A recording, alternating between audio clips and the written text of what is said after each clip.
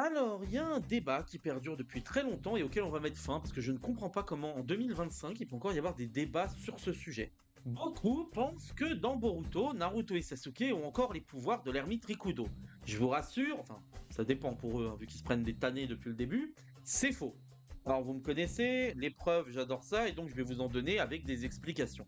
Pendant la quatrième grande guerre ninja, Naruto et Sasuke, au seuil de la mort, ont la chance de rencontrer l'ermite Rikudo.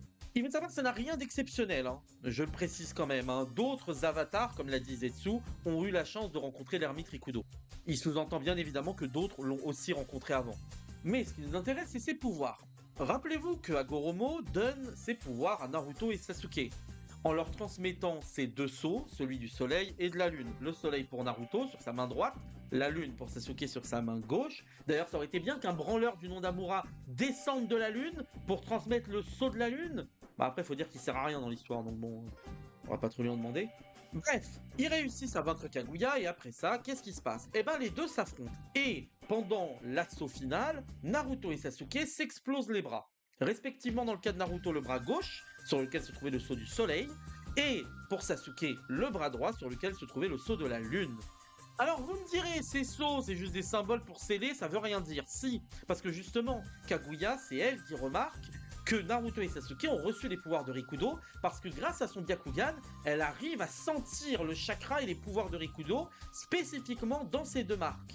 Et après ça, après avoir perdu leurs bras, qu'est-ce qui se passe? Eh ben vous remarquerez que Naruto et Sasuke, quand ils se battent, eh ben ils sont plus aussi performants qu'avant. Dans le cas de Naruto par exemple, il n'a plus le bâton ni les sphères noires qui étaient quand même rattachées à Rikudo. Mais surtout un point très important, qui peut sembler anodin mais qui est très important. Naruto ne flotte plus. C'est précisé par Kakashi, hein. Quand Madara avait reçu les pouvoirs de Rikudo, il arrivait à flotter.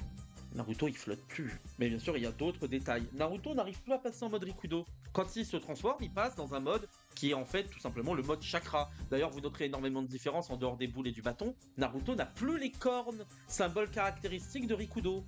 Dans le cas de Sasuke, c'est beaucoup plus subtil. En fait, il avait surtout reçu un boost de chakra. Et je vous arrête tout de suite. Le Rinnegan de Sasuke, c'est le sien, c'est pas celui d'Agoromo.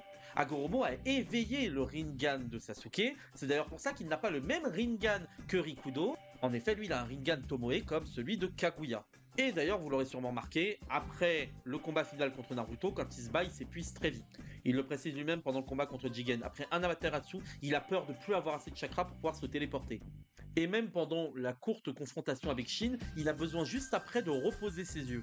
Donc en fait, il n'y a jamais eu de débat. Ils ont plus les pouvoirs de Rikudo, basta, c'est terminé. Maintenant, il faut qu'ils fassent avec.